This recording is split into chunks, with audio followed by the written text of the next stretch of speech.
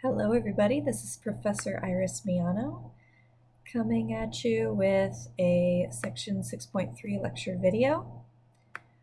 Just one section in this particular video, and covering 6.3, which is all about modeling linear associations.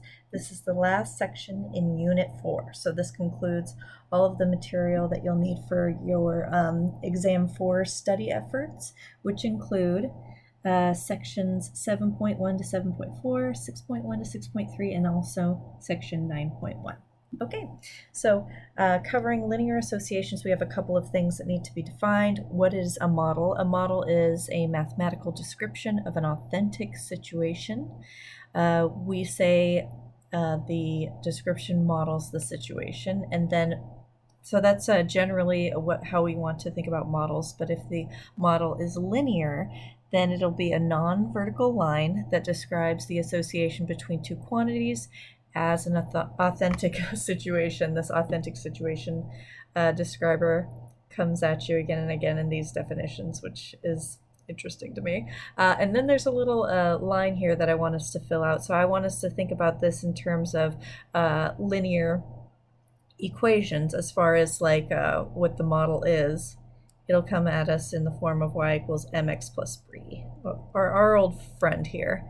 The quintessential value, or excuse me, form of the equation that's linear in nature. Okay, so we have a couple of examples here that I want to show you before we tackle our own example, creating a scatter plot. But yes, we want to harken back to what was given to us a couple of sections ago, where we started talking about scatter plots in section 6.1. So scatter plots are going to be a visual representation for some data, and then we're going to use a couple of the points in the scatter plot to create an equation for a line, and it's going to act as a model for the data. Okay, so here is our first example. It's the mean ticket prices for the top 50 grossing concert tours are shown in the table below for various years.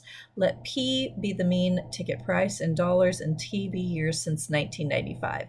So here is a table of the data, and here is the scatter plot. So notice that across the horizontal axis we have the independent variable, the x, if you will. I mean, t is the variable in question being used, but it's on the horizontal axis like t is. And we are labeling it as tick marks 1 through 18, modeling years since 1995, okay? So every 3 years, it seems that there is roughly every 3 years, well, no, not really.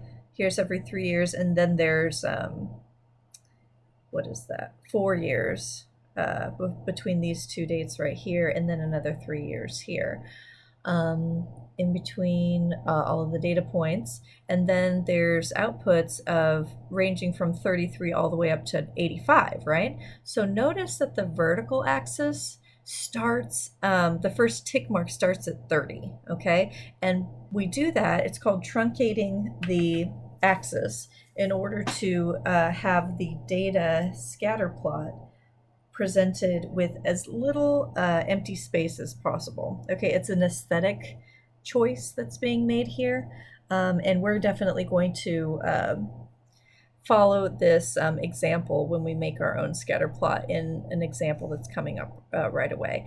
And so not only are the tick marks labeled, but also there are labels for the axes as far as the variables concerned, with the t and the p being the horizontal axis labels and vertical axis labels, respectively, but also the tick marks are described with an additional label here. So 1 through 18 on the horizontal axis is the year since 1995. 30 through 90, having the main tick marks go by tens, are the number of dollars for the ticket price, right? Okay. Another thing that I want to have you guys note here is that the scatter plot appears to be positively associated. The data appears to have a positive association. So there's a positive association between years since 1995 and dollars in the mean ticket price, okay? And if we were to put a straight edge on top of this data and kind of estimate a line of best fit, it would look something like, let's see, something along these lines. So I'm just going to go here. Something like that would be very fitting. And notice how most of the data is very close to what my estimate of the line of best fit. Okay, there's this one right here might be categorized as somewhat of an outlier, but it's not too far away at all. And now it doesn't lie exactly on the line, but it's very close. So I would say that the R value estimate for this one would probably be about 0.9. One might argue that it's like really close to a 1, but it's definitely positive. Okay, so there's that. Now I wanted to show this figure, which was lifted straight out of the textbook, to show you that there could be more than one model considered, but chances are there's a best model or a most reasonable model in regard to your data. So if a computer was analyzing, for instance, this data set that I'm hovering over with my mouse, they might come up with 2 models because there's a string of points that appear to be lying exactly on a line, the one that's in red, illustrated by model 2. However, the vast majority of the data doesn't follow this model 2 line of best fit, now does it? And that's why it's deemed unreasonable. It's calculatable, sure, because there are 3 points, that fit on it, but it doesn't follow most of the data in which model 1 presented here in this kind of tealy blue color is far more reasonable. Okay, so just to let you know, depending on how some kind of computing program is reading your data, or how you might be reading the data, there could be an instance in which you consider 2 models, but there's always going to be a best fit or most reasonable model. In this case, it's model 1 for this particular figure.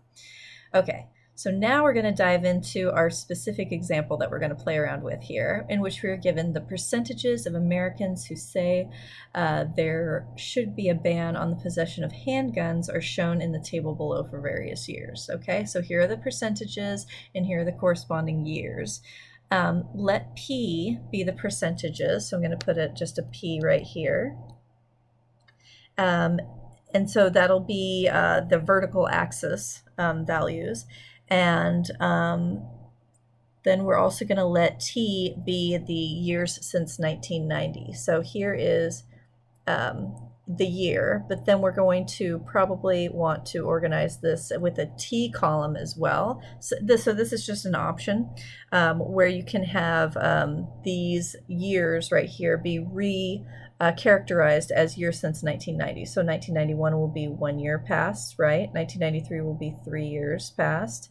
2000 is 10 years past 1990, and so on and so forth. This will be 15, that'll be 20, and that'll be 24. Okay, so these will actually be the labels of the tick marks on the horizontal or t-axis, and then these numbers will be the percentages on the vertical or p-axis. Okay, so we're going to take this information, we're going to construct a scatter plot by hand on this grid.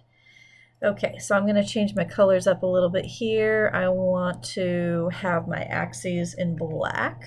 I'll have a vertical axis here, and everything is positive, right? The years, the percentages, so it's best to have your axis be on the leftmost side for your vertical axis, your p-axis here, and then my horizontal axis will be here on the bottom.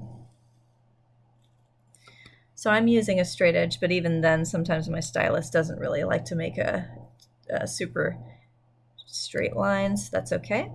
All right, and now we need to look at the span of values and look at the number of tick marks that we have and make a decision on how we want to space out and label our tick marks. So we go from 1 to 24, and then how many, for the T that is, and so how many tick marks do we have? 1, 2, 3, 4, 5, 6, 7, 8, 9, 10, 11, 12. So maybe each tick mark could be 2 years, right? think that would be appropriate. I mean, we have to go all the way to the edge. So as long as we're comfortable with that, that'd be fine. So here's 2, 4, 6, 8, 10, 12, 14, 16, 18, 20, 22, and that one's 24. So, I mean, labeling every single tick mark is not necessary. So here I just have some labels, but it's hopefully very clear that we have 2 years per tick mark. So this is years since 1990. Okay, so now we need to figure out how to label the tick marks and span them out in the vertical axis. So the percentages, let's see, they go up, down, right? And, so they start high and they go low as the years progress. So we need to make sure that we are a little bit more than 20, and then maybe, or a little bit less than 20 and a little bit more than 43. So, let's see. How many tick marks do we have in the vertical? We have 1, 2, 3, 4, 5, 6, 7, 8, 9, 10, 11, 12. Okay, so it's a 12 by 12 grid. That makes sense. And so we need to span, I don't know, starting at maybe 25. Let's see, would it work out to go, maybe this is 25. Oops, 25 I meant. 25, and then maybe this is 30, 35, 40, 45, 50. Okay, I think that works out just fine. And this is the percentage of Americans who say there should be a ban on handguns. Okay, so we'll just say percent instead of having that long old label there, just percent. Okay, great. So now it's time to draw the scatter plot itself, which is going to be a series of points. And then we'll also, with the series of exercises that are coming later on the next page, discuss a line of best fit. With a suggestion of drawing and calculating the equation of the line between 2 specific points. We'll always have guidance with this at this point. We're not going to actually be undergoing any kind of algorithm that allows us to calculate a line of best fit. That's something you're going to do in the next level class. For now, it's just scatter plot and take a suggestion for a line of best fit calculation by figuring out what the equation of the line is between 2 specific points. So for now, let's just scatter plot it. And so our first ordered pair is going to be at 143. So where is 143? So here's 1 is in between this tick mark and the 0, I guess, here. And 43 is probably about here-ish, right? There we go. That's 143. The next ordered pair is 339. 3 is in between the 2 and the 4, and 39 is just below the 40, so it'll be right there-ish. Cool, cool, cool. Then we have 1036. 10 is right here on this 10 tick mark, and will be just a little bit above this 35. Cool. Next, we will go 15 and 35. 15 and 35, which is right on the money here, and halfway between these 2 horizontal tick marks. And then 20, and then going down to 29. 20 is here, and 29 is just below this tick mark there. And lastly, we will have 24 and 26. 24 is here on this edge. 26 is just a little bit above this tick mark. Great. Cute. All right, so we definitely have a negative association happening between the years since 1990 and the percentage of Americans who say there should be a ban on possession of handguns. Okay, great. So that's good to note. Okay, so we're going to be asked specifically about this, so it's good that we're noting it. Is there a linear association, a nonlinear association, or no association? I would say there is a linear association. No doubt about it.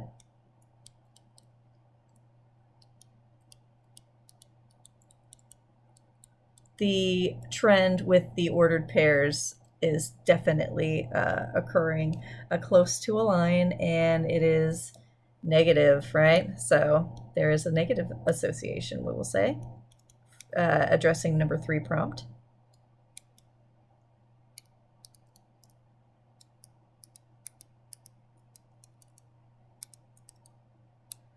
That looks like an F, and I want it to look more like a T there, so we'll rewrite that little part just a bit. There we go. Period.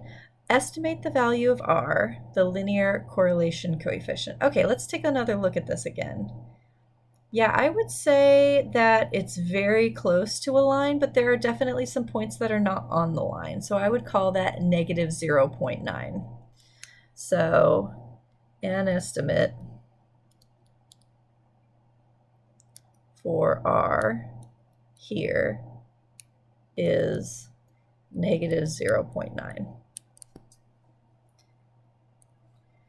Find the equation of the line that passes through the points 10, 36, and 20, 29. Okay, so let this be your x1, y1, and this will be your x2, y2.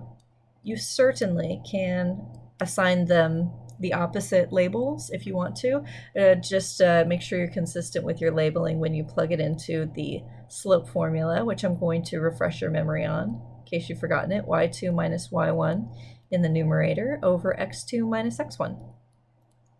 So considering these specific labels, we will have 29 minus 36 in the numerator and 20 minus 10 in the denominator. So that'll yield, I want to make sure I don't mess this up.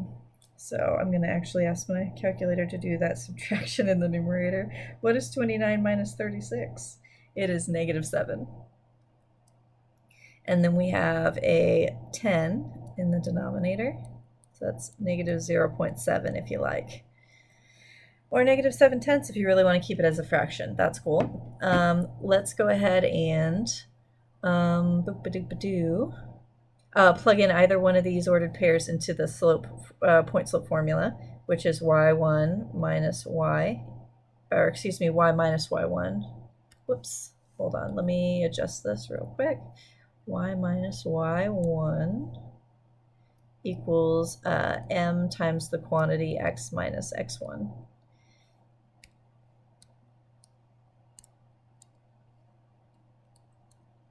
Okay, so that'll give us y minus y1 was 36. M is negative 0.7 times x minus, what's x1, is 10. Cool, so that'll give us y minus 36 equals negative 0.7 plus 7, because negative 0.7 times negative 10, you move the decimal place over one spot and you change the signs and you'll get the following there. Okay, and lastly we need to add 36 to both sides, so we'll get y equals negative 0.7x plus, okay, 7 plus 36, just to be careful, 43. Oops. 3. Okay, so cool. So it doesn't ask us to do this, but I think this is meant to be kind of acting as a line of best fit. So what I would like to do is more or less graph it on the previous page there. So so definitely we have the y-intercept of 43. Let's have ourselves look at what it might look like at maybe the other end of it. So what is it when x equals 24 years, right? Is that the the end of the line there? Yeah. So at 24 years, what does it look like? Or rather, let's go ahead and actually answer the next question because it's going to ask us something that we'll be able to use to make that line of best fit. Okay, it's asking us, using the linear model in the last question, which is this one right here, I'm going to box it up in this lavender color. Okay, that's the linear model. Estimate the percentage of Americans who say there should be a ban on the possession of handguns for the year 2005. So how many years past 1990 is 2005? Well, that is 15 years. So we should plug in a 15 for X using our model and see what the Y value is. Okay, so that's going to be looking like, and let's get this color back again.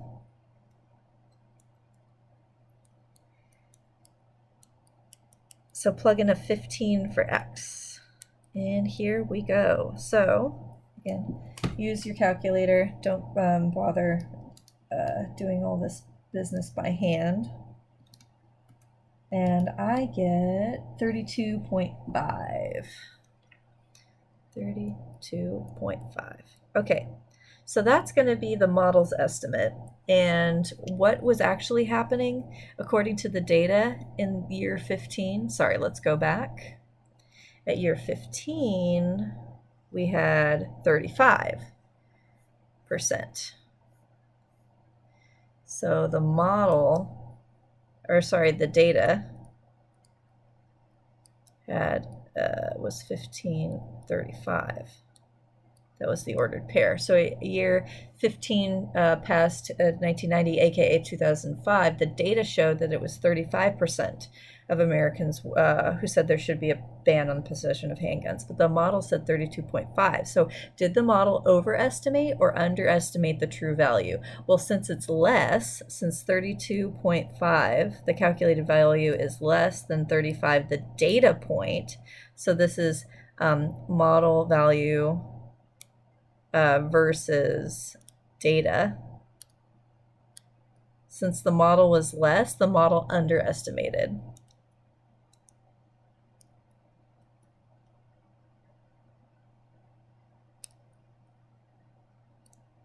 The data, or the true value of it. Okay, cool. So I want to use this in order to draw this line of best fit that's being alluded to here. Okay, so we have two ordered pairs, believe it or not. We have this 15, oh sorry, not this one. We have 1532.5, and then of course the y-intercept of 0.43 that we have here. So again, sorry, 1532.5, and I'm going to do it in red so it really like pops against this blue. At 15, they did 32.5, which is exactly halfway between 30 and 35. So it should be here. And then 43 is right there. Okay. So I'm going to use these 2 points and my straight edge to do the line of best fit, which is going to be in red.